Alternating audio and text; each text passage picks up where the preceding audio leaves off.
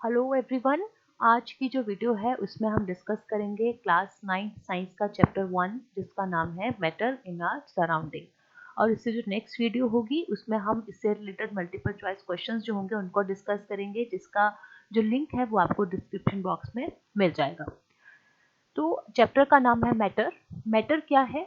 Matter is the substance which have mass and occupy space. ठीक है, कि matter जिसको हिंदी में पदार्थ भी कहा जाता है वो क्या है? ऐसा सब्सटेंस जिसका कुछ मास होता है और जो स्पेस ऑक्यूपाई करता है, मतलब जगह घेरता है। अब मास क्या है? मास है number of atoms in any substance, कि जिस सब्सटेंस की हम बात कर रहे हैं उसमें कितने नंबर ऑफ एटम्स हैं उसको मास कहा जाता है। इसका बेसिक यूनिट किलोग्राम है। और मास जो है वो एक कांस्टेंट क्वांटिटी है, मतलब मास जो है वो कहीं भी चेंज नहीं होता। अगर हम अर्थ पे किसी चीज का मास मेजर कर रहे हैं तो अगर हम मून पे उस चीज को ले जाएंगे वहां पे भी उसका जो मास है वो सेम होगा, वो चेंज नहीं होगा। Mass is a constant quantity. पर जो वेट होता है, वेट जो है वो कांस्टेंट क्वांटिटी नहीं है, ये वेरिएबल होता है। क्योंकि जो वेट है वो किसके ऊपर डिपेंड करता है? ग्रेविटी के ऊपर। ग्रेविटी के ऊपर। और ग्रेविटी जो है वो जगह पे अर्थ पे अलग होगी, मून पे अलग होगी। तो किसी भी चीज का वेट जो है वो कांस्टेंट नहीं होगा, वो ग्रेविटी के अकॉर्डिंग क्या होगा? चेंज होगा। तो मैटर जो है ये एक ऐसा सब्सटेंस है जिसका कुछ मास होता है और ये जगह घेरता है, मतलब स्पेस ऑक्यूपाई करता है। और मैटर जो है it is made up of tiny particles. Matter जो है वो छोटे छोटे पार्टिकल से बना होता है। इसके एग्जांपल्स हम देखते हैं। एग्जाम्पल्स तो ये सिर्फ मैंने लिखे हुए हैं, जैसे नोटबुक हो गया, टेबल, पेन, सन, स्टार, प्लैनेट, एयर। आप एग्जाम्पल्स पढ़ने से ही आइडिया लगा सकते हैं कि हमारे आसपास जो भी चीजें हैं, जो भी हम देख पा रहे हैं या नहीं भी देख पा रहे हैं, वो सब क्या है? मैटर है। जैसे हम अपने आसपास देखें, टेबल, चेयर हमें दिख रहा है, ये जो एयर जिसको हम फील कर सकते हैं वो सब क्या है? मैटर है, क्योंकि ये पार्टिकल से बना हुआ है और ये सारी ही चीजें क्या करती हैं? स्पेस ऑक्यूपाई करती हैं और इनका कुछ मास होता है।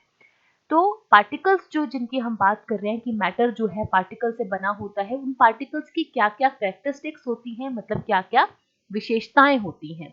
तो पहली है दे आर कॉन्टिन्यूसली मूविंग, कि जो पार्टिकल्स हैं, जो मैटर के पार्टिकल्स हैं वो कॉन्टिन्यूसली क्या कर रहे हैं? मूव कर रहे हैं। ठीक है। दूसरा है they have space between them, कि जो पार्टिकल्स हैं उनके बीच में कुछ क्या होता है? स्पेस होता है। और तीसरा है दे अट्रैक्ट ईच अदर, वो एक दूसरे को क्या करते हैं? अट्रैक्ट करते हैं। जैसे मैग्नेट्स एक दूसरे को अट्रैक्ट करते हैं, उसी तरह से जो पार्टिकल्स हैं वो एक दूसरे को अट्रैक्ट करते हैं। हम इन तीनों ही कैरेक्टरिस्टिक्स को बारी बारी जो है आगे आने वाली स्लाइड्स में एक्सप्लेन करके पढ़ेंगे। तो पहला है characteristics, particles of matter are continuously moving, कि जो पार्टिकल्स हैं वो कॉन्टिन्यूसली मूव कर रहे हैं। क्यों मूव कर रहे हैं? ऐसा क्या रीजन है जिसकी वजह से पार्टिकल्स मूव कर रहे हैं? क्योंकि उनके पास है एनर्जी। कौन सी एनर्जी? Kinetic energy.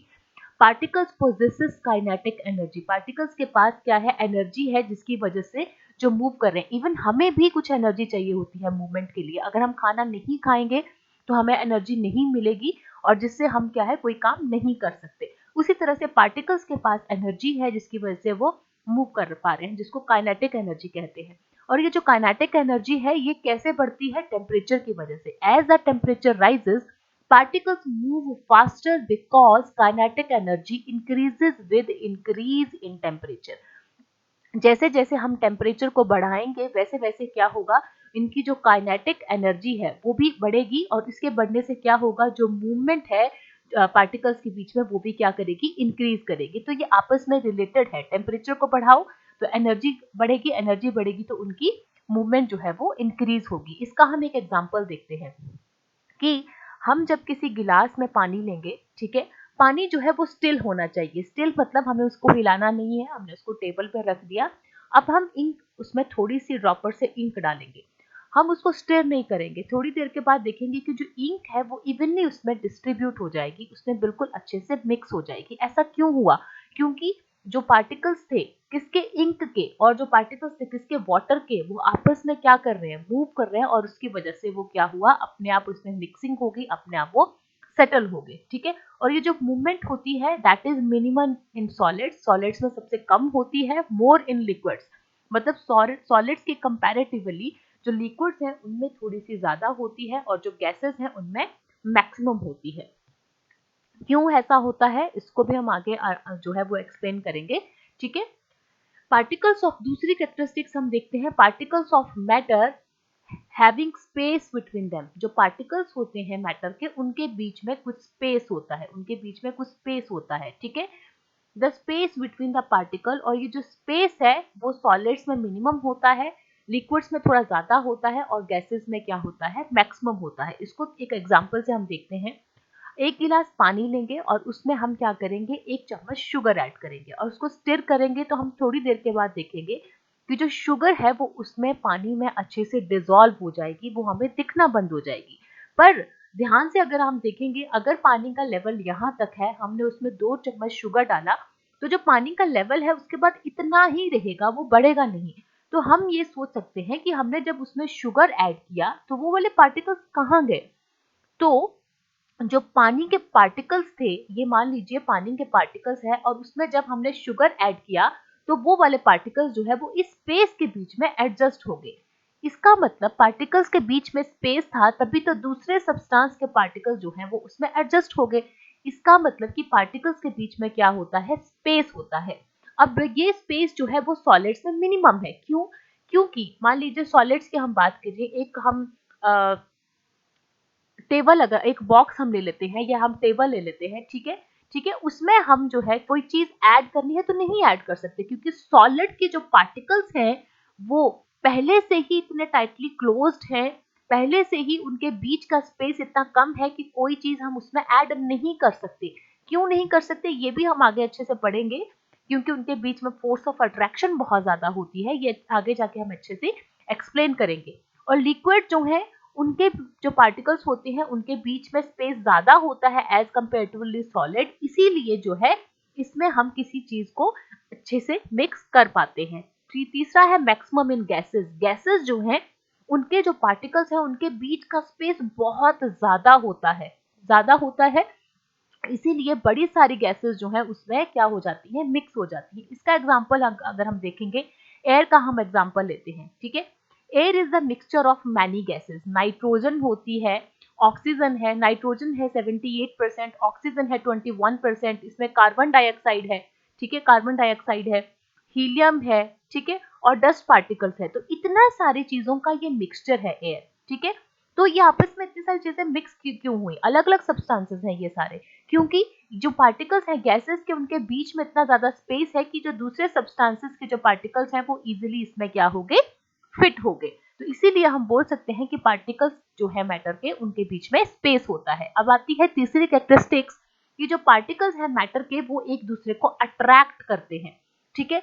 अट्रैक्ट करते हैं, जैसे हमारे पास दो मैग्नेट्स एक दूसरे को अट्रैक्ट करते हैं। कैसे होती है ये अट्रैक्शन, ठीक है, इसको कहते हैं फोर्स ऑफ अट्रैक्शन, ठीक है। अब इसका एक एग्जांपल के थ्रू हम इसको समझने की कोशिश करें। ये देखिए एक टैप है और इसमें से क्या है, पानी बह रहा है, ठीक है। जब हम ये बहते हुए पानी में एक अपनी फिंगर लगाएंगे तो क्या होगा, पानी जैसे सीधा बह रहा है, हमने यहाँ पे अपनी फिंगर डाली तो पानी का जो फ्लो है वो इस तरह से क्या हो जाएगा, चेंज हो जाएगा, और जहां पे फिंगर हटेगी वहीं से पानी जो है फिर से वैसे ही बहना शुरू हो जाएगा। तो ऐसा क्यों हुआ, ऐसा इसलिए हुआ क्योंकि यहाँ पे थी क्या, पार्टिकल्स के बीच में फोर्स ऑफ अट्रैक्शन। पार्टिकल एक दूसरे के साथ अट्रैक्ट थे, इसीलिए वो फ्लो कर रहे थे। जैसे ही हमने अपनी फिंगर लगाई, मतलब हमने फोर्स अप्लाई की, फोर्स अप्लाई करने से क्या हुआ, हमने जब फोर्स जो है इन पार्टिकल के बीच की जो फोर्स है उससे ज्यादा फोर्स जब हमने लगाई, तो वो क्या हो गया, पार्टिकल के बीच का बॉन्ड टूट गया और उनका फ्लो क्या हो गया, चेंज हो गया, ठीक है। और वापस जब हमारा फिंगर यहाँ पे नहीं है तो वापस जो है वो फिर से वैसे ही फ्लो करना शुरू हो गए। तो इसका मतलब कि पार्टिकल्स के बीच में जो है फोर्स ऑफ अट्रैक्शन होती है, और हम जो फोर्स अप्लाई करते हैं उसके ऊपर डिपेंड करता है कि जो फोर्स ऑफ अट्रैक्शन है वो ब्रेक होगी कि नहीं होगी। अब जैसे फोर्स ऑफ अट्रैक्शन जो है वो सॉलिड्स में सबसे ज्यादा होती है, क्योंकि सॉलिड्स के पार्टिकल जो है टाइटली पैक्ड होते हैं, एक तो उनके बीच स्पेस नहीं होता, स्पेस नहीं होने की वजह से क्या होता है, उनमें मूवमेंट बहुत कम होती है।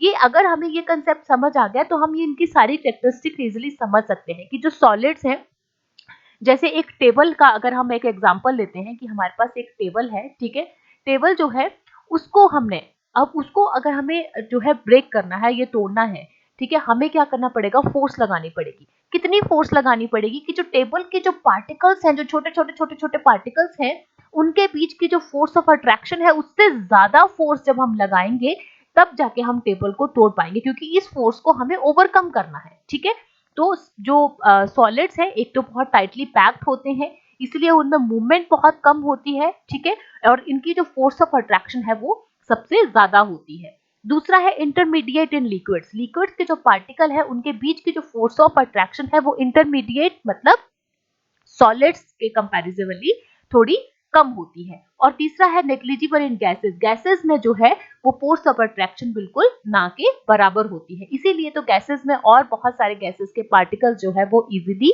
इंटरमिक्स हो जाते हैं। ठीक है, तो ये थी 3 कैरेक्टरिस्टिक्स। आगे हम पढ़ेंगे स्टेट्स ऑफ मैटर कि स्टेट्स जो है मैटर जो है उसकी कौन कौन सी स्टेट्स हैं। 3 स्टेट्स हैं, कौन कौन सी, सॉलिड, लिक्विड और गैसेस। ठीक है, सॉलिड जैसे हम यहाँ पिक्चर से ही देख सकते हैं कि इसके पार्टिकल्स जो है क्या है, एक तो टाइटली पैक्ड है।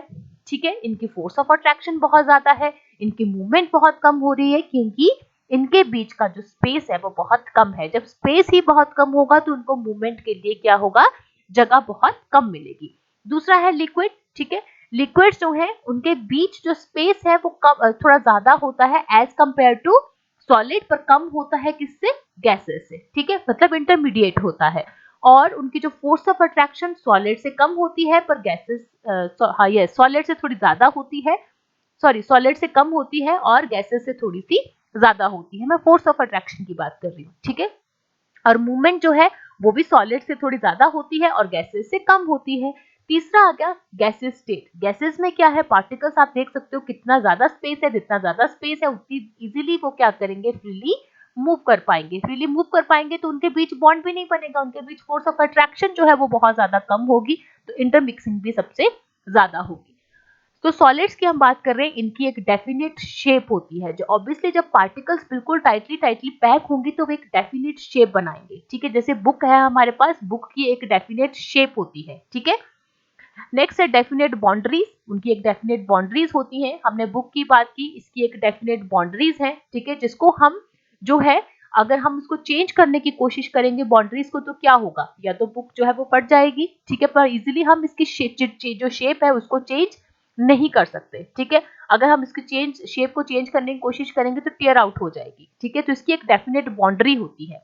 रिजिड, जो सॉलिड्स हैं वो रिजिड होते हैं, सख्त होते हैं।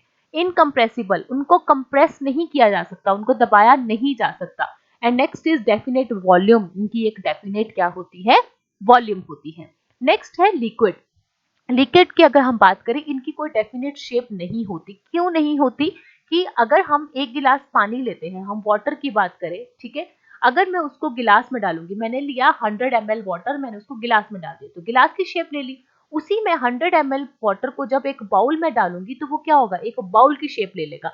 तो जिस चीज में उसको डालेंगे वैसी शेप वो लेता जाएगा। इसीलिए हम कह सकते हैं कि जो लिक्विड है उनकी एक डेफिनेट शेप नहीं होती। नो डेफिनेट बाउंड्रीज, बिल्कुल उनकी डेफिनेट बाउंड्रीज भी नहीं होती, क्योंकि वो फ्लूइडिटी होती है उनमें, वो बहते हैं। इसी प्रॉपर्टी की वजह से उनकी डेफिनेट बाउंड्रीज नहीं होती। नेक्स्ट है लो कंप्रेसिबल। कंप्रेसिबिलिटी होती है पर बहुत कम होती है इनमें। And next is definite volume. Volume इनकी डेफिनेट है। क्यों, क्योंकि अगर मैं 1 लीटर पानी की बात कर रही हूँ, उसको मैं किसी जो है जग में या मग में डाल रही हूँ, ठीक है, और उसी पानी को मैं दूसरे कंटेनर में डाल रही हूँ, उनकी शेप जो है वो डेफिनेट नहीं हो सकती, पर उनकी वॉल्यूम जो है वो क्या होगी, वो सेम रहेगी। नेक्स्ट है गैसेस। गैसेस की अगर हम बात करें, no definite shape, definite shape नहीं है इनकी। ठीक है, बिल्कुल हम अगर बात करें गैसेस की डेफिनेट शेप नहीं होती है। ठीक है, बलून में हवा भरेंगे तो वो उस तरह की शेप ले लेगा। ठीक है, गैस सिलेंडर में जो गैस भरी जाती है वो उस तरह की शेप ले लेता है, इसीलिए इनकी डेफिनेट शेप नहीं है। ना ही तो इनकी डेफिनेट बाउंड्रीज होती हैं। फ्लूइडिटी इसकी एक प्रॉपर्टी है, बिल्कुल बहना जिसको हम कहते हैं वो फ्लूइडिटी होती है।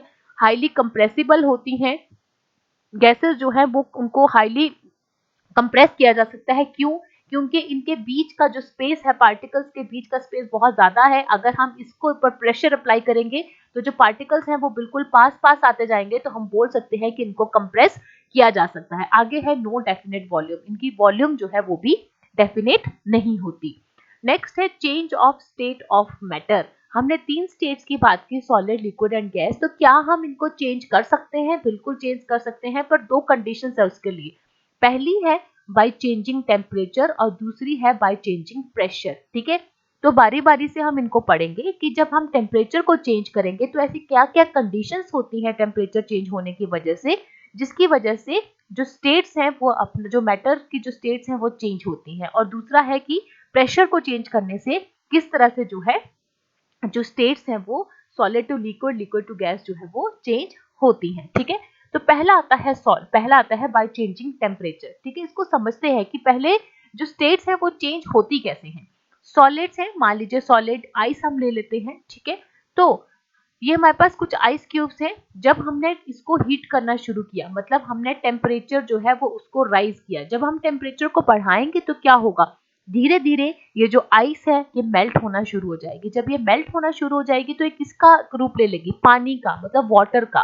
तो ये मेल्ट होके लिक्विड बन जाएगी। ठीक है, और जब हम इसको फिर से हीट करते रहेंगे, टेम्परेचर को बढ़ाते रहेंगे, तो क्या होगा, ये वेपर्स जो है उसमें कन्वर्ट हो जाएगी, वेपोराइजेशन हो जाएगी। ठीक है, तो इस तरह से सॉलिड से पहले ये लिक्विड में बदला और लिक्विड के बाद ये किसमें बदल गया, गैसेस में बदल गया। कैसे, सिर्फ टेम्परेचर को चेंज करने की वजह से। अब हम दोबारा से ये जब गैसियस स्टेट में है, जो वाटर वेपर जो है वो गैसियस स्टेट में है, इस यहाँ पे हमने टेम्परेचर को कम करना शुरू कर दिया, तो क्या होगा, पहले वो लिक्विड में कन्वर्ट हो जाएगा और उसके बाद और ज्यादा हम टेम्परेचर जब कम करेंगे तो वो क्या हो जाएगा, सॉलिड में। इसका मैं एक एग्जांपल आपको बताती हूँ।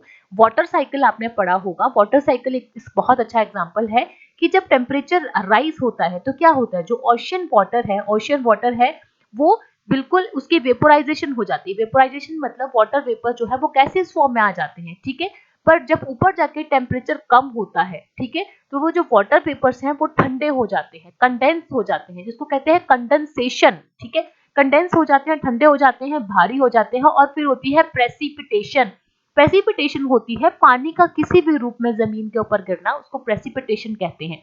तो जब वो पानी के रूप में गिरते हैं, रेन के रूप में गिरते हैं, ठीक है, तो क्या हुआ, वही गैसेस जो है वो लिक्विड में चेंज हो गया। ठीक है, और जब स्नो के रूप में गिरते हैं तो मतलब वो किसमें, सॉलिड में चेंज हो गया। तो इस तरह से जो स्टेट्स हैं वो चेंज होती हैं, बशर्ते वहां पे टेम्परेचर का क्या रोल है और प्रेशर का क्या रोल है। और प्रेशर की अगर हम बात करें कि प्रेशर मतलब हम प्रेशर अप्लाई करेंगे तो गैसेस से क्या होगा, लिक्विड में बदलेगा, और लिक्विड से क्या होगा, सॉलिड में बदलेगा। ऐसा कैसे होगा, आपने लाइटर तो देखा होगा, लाइटर में लिक्विड होता है, एक्चुअल में वो गैस ही होती है, पर वो किसमें होती है, लिक्विड फॉर्म में। ठीक है, उसके अंदर कुछ प्रेशर अप्लाई किया गया होता है। ठीक है, जैसे ही हम लाइटर को ऑन करते हैं, वो जो लिक्विड गैस है जब वो बाहर आती है, अब बाहर तो प्रेशर चेंज हो जाएगा। बाहर कौन सा प्रेशर होगा, एटमॉस्फेरिक प्रेशर।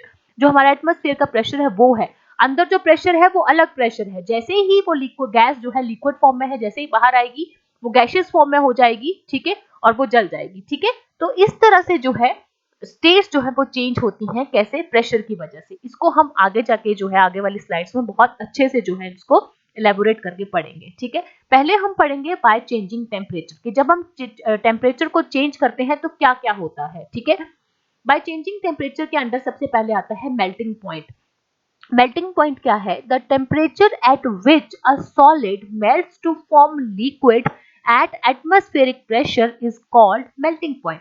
ठीक है, ऐसा टेम्परेचर जहां पे कोई भी सॉलिड जो है वो मेल्ट हो जाता है, लिक्विड में बदल जाता है एट एटमॉस्फेरिक प्रेशर, मतलब हम एक्स्ट्रा कोई प्रेशर अप्लाई नहीं कर रहे हैं। जो एटमॉस्फेरिक प्रेशर है वही प्रेशर जो है उसी के ऊपर जब हमने टेम्परेचर को रेज किया तो सॉलिड जो है वो मेल्ट होकर लिक्विड में बदल गया, उसको कहा जाता है मेल्टिंग पॉइंट। ठीक है, थोड़ा ध्यान से इसको देखते हैं। ये आपको एक बीकर दिख रहा है, इसके अंदर क्या है, आइस क्यूब्स है। यहाँ पे जब हम बर्नर जलाएंगे, मतलब हम हीट देना शुरू करेंगे, टेम्परेचर बढ़ाएंगे, तो क्या होगा, जीट जो हमारी जो आइस है वो मेल्ट होना शुरू हो जाएगी। और जब हम टेम्परेचर देखेंगे, टेम्परेचर होगा 0 डिग्री पे, मतलब 0 डिग्री क्या है, पानी का मेल्टिंग पॉइंट है, आइस का मेल्टिंग पॉइंट है। ठीक है, पर हम जो है यहाँ पे हीट देते रहेंगे। ठीक है, आइस यहाँ पे मान लीजिए जो नीचे वाले जो आइस क्यूब्स है ये मेल्ट होना शुरू हो गए। ऐसा तो है नहीं कि सारे के सारे आइस क्यूब एक साथ मेल्ट हो जाएंगे, धीरे धीरे जो आइस क्यूब्स है वो मेल्ट होना शुरू होंगे। तो इसका मतलब हमने जो मेल्टिंग पॉइंट है वो रीच कर लिया है, मतलब टेम्परेचर पे 0 डिग्री आ गया है। तो हम जब टेम्परेचर रेज करते जाएंगे, टेम्परेचर उतना ही रहेगा 0 डिग्री पे, पर जो आइस क्यूब है वो सारे की सारे मेल्ट होना शुरू हो जाएंगे। तो दिमाग में ये आता है कि जब हम हीट दिए जा रहे हैं और आइस जो है वो मेल्ट हो रही है, तो टेम्परेचर रेस क्यों नहीं कर रहा, टेम्परेचर जो है वो 0 डिग्री पे ही क्यों है, उसको कहा जाता है लेटेंट हीट ऑफ फ्यूजन। ठीक है, अब ध्यान से देखते हैं, हमारे पास जो आइस क्यूब्स हैं उनके जो पार्टिकल्स हैं, क्या हुआ, जब हमने थोड़ा सा टेम्परेचर बढ़ाया, नीचे से हीट दी, तो ये जो पार्टिकल्स हैं इनकी काइनेटिक एनर्जी बढ़ गई। ठीक है, और ये पार्टिकल्स क्या हुआ, इन्होंने आपस में बॉन्ड तोड़ा। सॉलिड में तो वैसे ही इनका बॉन्ड बहुत स्ट्रांग होता है, इनका जो फोर्स ऑफ अट्रैक्शन है बहुत ज्यादा स्ट्रांग होती है। आपस में जो इनका बॉन्ड है इन्होंने तोड़ा, और क्या हुआ, थोड़े से फ्रीली मूव करना शुरू हो गए। ठीक है, तो ये मेल्ट होना शुरू हो गए। ठीक है, पर जो हीट हम दिए जा रहे हैं, क्योंकि वहां पे तो सिर्फ जो थर्मामीटर है उसके 0 डिग्री ही दिखा रहा है, तो जो हीट हम दिए जा रहे हैं वो पार्टिकल्स क्या करते हैं, उसको हीट को एक्वायर कर लेते हैं, जिसको कहा जाता है latent heat of fusion. Latent मतलब छुपी हुई, मतलब हिडन। ठीक है, तो ये जो जो पार्टिकल्स हैं ये इस हीट को एक्वायर कर लेते हैं, जिसको हिडन हीट कहा जाता है, उसको लेटेंट हीट ऑफ फ्यूजन भी कहा जाता है। क्या इसकी डेफिनेशन है, the amount of heat required to change 1 kg of solid to its liquid state at atmospheric pressure। मतलब 1 kg सॉलिड को लिक्विड स्टेट में चेंज करने के लिए जितनी ही अमाउंट ऑफ हीट लगती है उसको लेटेंट हीट ऑफ फ्यूजन कहा जाता है। तो जब तक इसका मेल्टिंग पॉइंट, जब तक ये सारी मेल्ट नहीं हो जाएगी, तब तक जो है टेम्परेचर इसका 0 डिग्री ही रहेगा। पूरी मेल्ट होने के बाद क्या होगा, पानी बन जाएगा वो, उसके बाद बॉइलिंग शुरू होगी, तब जाके इसका टेम्परेचर जो है वो चेंज होगा। तो ये थी हमारे पास मेल्टिंग पॉइंट और latent heat of fusion. Next आज हमारे पास आता है बॉइलिंग पॉइंट। ठीक है, अब जब सारी की सारी आइस जो है वो मेल्ट हो गई, ठीक है, वो बिल्कुल किस में बदल गई, पानी में बदल गई। ठीक है, एक बार बॉइलिंग पॉइंट की डेफिनेशन कर लेते हैं हम। The temperature at which a liquid boil to form vapours at atmospheric pressure called its boiling point. मतलब जो पानी जो है उसको हम हीट दे रहे हैं, ठीक है, हीट देने के बाद ऐसा टेम्परेचर जहां पे आके जो पानी है वो वेपर्स में बदलना शुरू हो जाएगा, उसको कहा जाता है बॉइलिंग पॉइंट। ठीक है, और पानी का बॉइलिंग पॉइंट कितना है, 100 डिग्री सेल्सियस। ठीक है, तो ये भी नहीं है कि जब 100 डिग्री सेल्सियस आया तो उस वक्त जो है सारा का सारा पानी तो वेपर्स में नहीं बदल जाएगा, धीरे धीरे जो है वो वेपर्स बदलना शुरू होंगे, पर जो टेम्परेचर पे रीडिंग रहेगी, थर्मामीटर पे जो रीडिंग होगी टेम्परेचर की, that will be 100 degree Celsius, क्योंकि बाकी की जो हीट है वो पार्टिकल्स जो है एक्वायर करेंगे, जिसको कहा जाता है लेटेंट हीट ऑफ वेपोराइजेशन।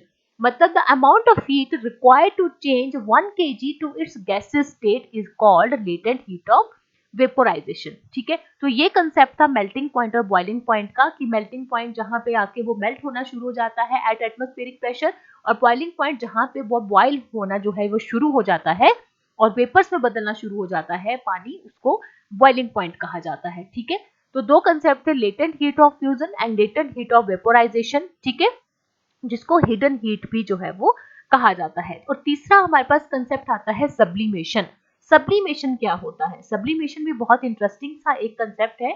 अब टेम्परेचर, यहाँ पे बाय चेंजिंग टेम्परेचर इसलिए लिखा हुआ है क्योंकि तीनों ही कंसेप्ट जो है वो टेम्परेचर से रिलेटेड है, चाहे वो बॉइलिंग पॉइंट हो, चाहे वो मेल्टिंग पॉइंट हो, चाहे सब्लिमेशन हो। ठीक है, तो सब्लिमेशन है the change of solid directly to vapours on heating and vapour into solid on cooling without passing through the liquid state called sublimation.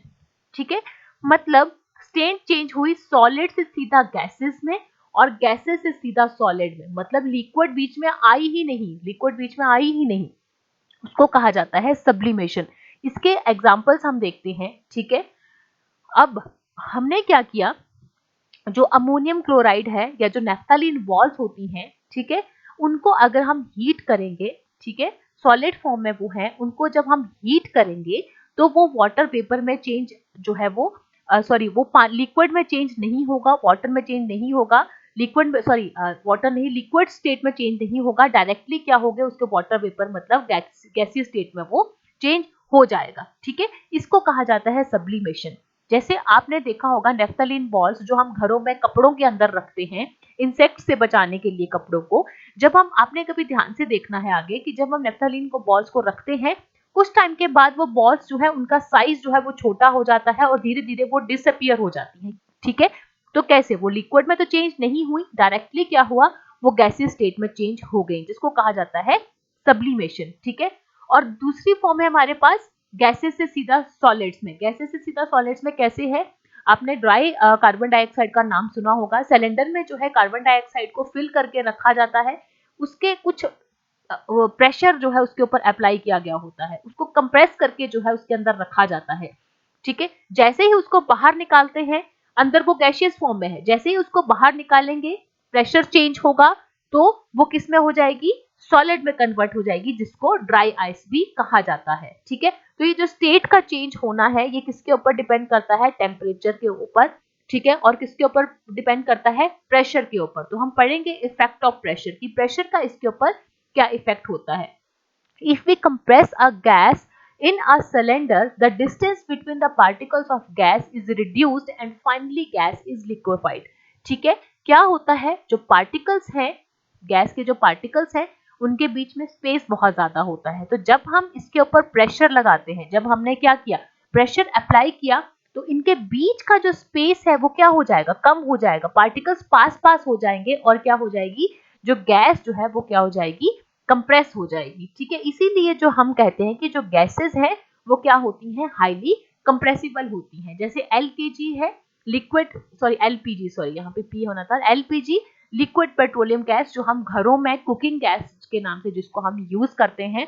Gas cylinder में वो लिक्विड फॉर्म में होती है, एक डेफिनेट प्रेशर के ऊपर उसको रखा जाता है। जैसे ही वो बाहर आती है एटमॉस्फेरिक प्रेशर में, तो वो गैसेस का फॉर्म जो है वो ले लेती है। और दूसरा है सीएनजी, जिसको कहते हैं कंप्रेस्ड नेचुरल गैस, जिसको कंप्रेस करके जो है वो सिलेंडर में भरा जाता है। कंप्रेस करने से क्या होता है? ज्यादा क्वांटिटी में जो है किसी गैस को जो है वो एक छोटी जगह में जो है वो उसमें ऐड कर सकते हैं, ठीक है। ये सारा ही खेल किसका है? पार्टिकल्स का, ठीक है। क्योंकि सॉलिड के पार्टिकल्स पहले ही हाईली टाइटली पैक्ड होते हैं कि उनको कंप्रेस नहीं किया जा सकता। लिक्विड्स के पार्टिकल्स में थोड़ा स्पेस होता है, इसलिए उनको थोड़ा बहुत कंप्रेस किया जा सकता है। पर अगर हम उसके ऊपर प्रेशर अप्लाई करेंगे, हम उसको कंप्रेस करेंगे लिक्विड को, या फिर हम टेम्परेचर कम करेंगे, तो वो क्या हो जाएगा? स्टेट चेंज कर लेगा और सॉलिड फॉर्म में आ जाएगा। उसी तरह से गैस जो है, जब हम उसके ऊपर प्रेशर लगाएंगे, है ना, और टेम्परेचर को कम करेंगे, तो क्या होगा? पार्टिकल्स जो है पास पास आएंगे, तो क्या होगा?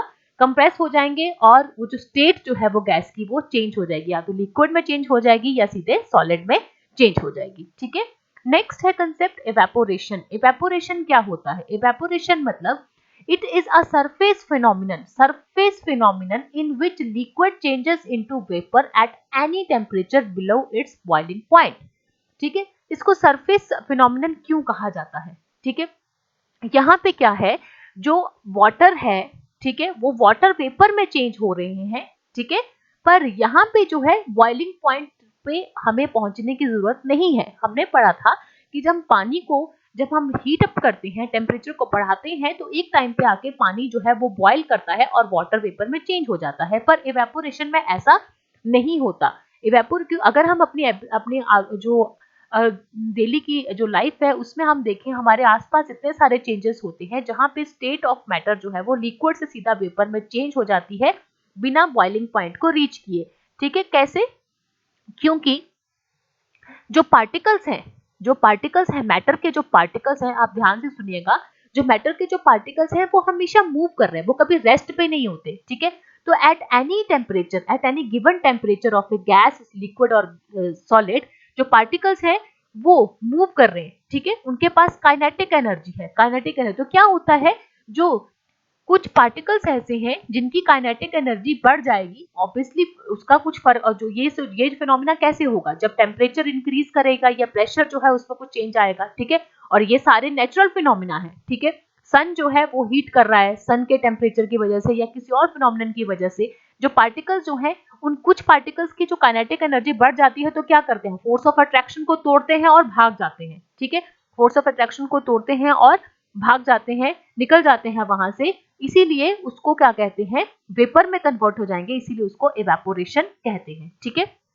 तो उसके लिए हमें बॉइलिंग पॉइंट तक जाने की जरूरत नहीं होती। जो वाटर साइकिल है उसमें जो इवेपोरेशन होती है वो कैसे होती है? वो बिल्कुल नेचुरल तरीके से होती है। सन की लाइट से जो है, जो कुछ पार्टिकल्स ऐसे होते हैं जिनकी जो काइनेटिक एनर्जी जिनकी ज्यादा होती है, फोर्स ऑफ अट्रैक्शन को तोड़ते हैं और वेपर बन के उड़ जाते हैं, इसको इवेपोरेशन कहा जाता है।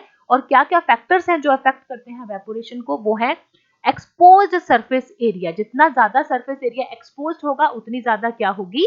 इवेपोरेशन होगी। दूसरा होगा टेम्परेचर, जितना ज्यादा टेम्परेचर ज्यादा होगा उतनी ज्यादा इवेपोरेशन ज्यादा होगी, क्योंकि टेम्परेचर इंक्रीज करने से काइनेटिक एनर्जी इंक्रीज करती है। काइनेटिक एनर्जी इंक्रीज करेगी तो पार्टिकल्स की मूवमेंट बढ़ेगी, मूवमेंट बढ़ेगी तो फोर्स ऑफ अट्रैक्शन को तोड़ेंगे, फोर्स ऑफ अट्रैक्शन को तोड़ेंगे तो क्या होगा, पार्टिकल्स फ्री हो जाएंगे और वेपर्स में बन जाएंगे। आगे है ह्यूमिडिटी। ह्यूमिडिटी किस तरह से इवेपोरेशन को अफेक्ट करती है? हमें पता है कि हमारा जो इन्वायरमेंट है, हमारे आसपास क्या होते हैं, वाटर पार्टिकल्स होते हैं, ठीक है, वाटर वेपर्स हैं, ठीक है, जिसको ह्यूमिडिटी कहा जाता है। और ह्यूमिडिटी ज्यादा कब होती है? जब बरसात का टाइम होता है, ऑब्वियसली, क्योंकि तब वाटर वेपर्स बहुत ज्यादा होते हैं एनवायरमेंट में, ठीक है। तो अगर पहले से ही हमारे इन्वायरमेंट में वाटर वेपर्स ज्यादा होंगे तो ठीक है, तो जो नए वाटर वेपर होंगे उनको जगह नहीं मिलेगी, उनको जगह नहीं मिलेगी पार्टिकल्स, तो क्या होगा, इवेपोरेशन ज्यादा नहीं होगी, ठीक है। इसीलिए ह्यूमिडिटी के ऊपर बहुत डिपेंड करता है। अगर वाटर वेपर जो है हमारे एनवायरमेंट में कम है तो क्या होगा, यहाँ पे जगह ज्यादा होगी, तो हमारे जो वाटर जो पानी से जो वेपर निकलेंगे उनको जगह मिलेगी, तो इवेपोरेशन क्या होगी, ज्यादा होगी। नेक्स्ट है विंड। विंड का इसमें हवा का क्या रोल है? बिल्कुल रोल है, क्योंकि विंड क्या करती है, वाटर वेपर्स को जो है अपने साथ जो है बहा के ले जाती है। तो जितना ज्यादा वाटर वेपर्स को वो लेके जाएगी उतना ज्यादा नए वाटर वेपर्स के लिए जगह बनती जाएगी। तो ये फैक्टर्स हैं जो इवेपोरेशन को अफेक्ट करते हैं। नेक्स्ट है evaporation always causes cooling. Evaporation cooling क्यों करती है? ठीक है, ये भी बड़ा इंटरेस्टिंग कंसेप्ट है कि इवेपोरेशन की वजह से कूलिंग क्यों होती है। जहां जहां इवेपोरेशन होगी वहां पे क्या होगी, कूलिंग होगी, ठीक है। ऐसा इसलिए होता है क्योंकि जो पार्टिकल्स हैं, हमने कहा कि पार्टिकल्स जो हैं उसमें से कुछ पार्टिकल्स जो है उनकी काइनेटिक एनर्जी बढ़ जाती है और जो फोर्स ऑफ अट्रैक्शन उसको तोड़ के वो भाग जाते हैं, ठीक है। पर ये जो काइनेटिक एनर्जी है उनको कहाँ से मिलती है? जो सराउंडिंग पार्टिकल्स है उससे ये काइनेटिक एनर्जी एक्वायर करते हैं। तो अगर ये पार्टिकल इससे जो है काइनेटिक एनर्जी ले रहा है तो ये क्या होगा, इसकी एनर्जी तो कम हो जाएगी, ठीक है। इसकी एनर्जी तो कम होगी तो क्या होगा, ये ठंडा हो जाएगा, कूल हो जाएगा, ठीक है, क्योंकि ये एनर्जी लॉस्ट कर रहा है। क्योंकि जब भी लॉस ऑफ एनर्जी होता है तो कूलिंग होती है। लॉस ऑफ एनर्जी जब होती है तो कूलिंग होती है, क्योंकि टेम्परेचर कम होता है तब लॉस ऑफ एनर्जी होती है, ठीक है। या टेम्परेचर जब कम होता है तो क्या होता है, काइनेटिक एनर्जी कम होती है। उसी तरह से जो पार्टिकल्स जो हैं दूसरे पार्टिकल से काइनेटिक एनर्जी एक्वायर करते हैं और उसकी वजह से क्या होता है, लॉस ऑफ एनर्जी, जिससे क्या होता है, कूलिंग इफेक्ट, क्योंकि टेम्परेचर क्या होता है, कम होता है। तो इस तरह से ये इंटररिलेटेड है। The cooling caused by evaporation is based on the fact that when a liquid evaporates, takes latent heat of vaporization from surrounding। ये जो latent heat of vaporization है ये वही काइनेटिक एनर्जी है जो ज्यादा हीटिंग की वजह से पार्टिकल्स ने क्या कर ली थी, एक्वायर कर ली थी। तो जब हमारे पास लॉस ऑफ एनर्जी होती है तो उसको कहा जाता है कूलिंग इफेक्ट। इसी तरह से इवेपोरेशन की वजह से हमेशा कूलिंग होती है। जैसे एसीटोन जो है, जो नेल पॉलिश रिमूवर होता है, उसको कभी आप हाथ की हथेली पे रखो, वो थोड़ी देर में क्या हो जाएगा, डिसअपीयर हो जाएगा। एक तो वहां पे क्या होगा, गैसेस फॉर्म में वो उड़ जाएगा, बिल्कुल एकदम से डिसअपीयर हो जाएगा। और जो हथेली है, जो हमारा पाम है, उस पर ठंडा ठंडा फील होगा। क्यों ठंडा ठंडा फील होगा? कूलिंग इफेक्ट की वजह से, क्योंकि हाथ पे जो पार्टिकल्स हैं वो क्या करेंगे, सराउंडिंग से जो पार्टिकल्स हैं उससे काइनेटिक एनर्जी को एक्वायर करेंगे और उड़ जाएंगे, भाग जाएंगे, हाथ खाली हो जाएगा। पर जो पार्टिकल्स जो है जिनकी एनर्जी जो एक्वायर की है वो क्या करेंगे, कूलिंग इफेक्ट जो है वो देंगे, ठीक है। तो ये था हमारा चैप्टर, जो मेन कंसेप्ट थे वो हमने इसमें से कर लिए, ठीक है। बाकी जो नेक्स्ट वीडियो है उसमें हम इसके मल्टीपल चॉइस क्वेश्चंस जो हैं वो डिस्कस कर लेंगे। आई होप ये वीडियो आपको पसंद आई होगी। चैनल को सब्सक्राइब करें अगर आप बाकी की वीडियोस देखना चाहते हैं। Thank you so much, have a nice day.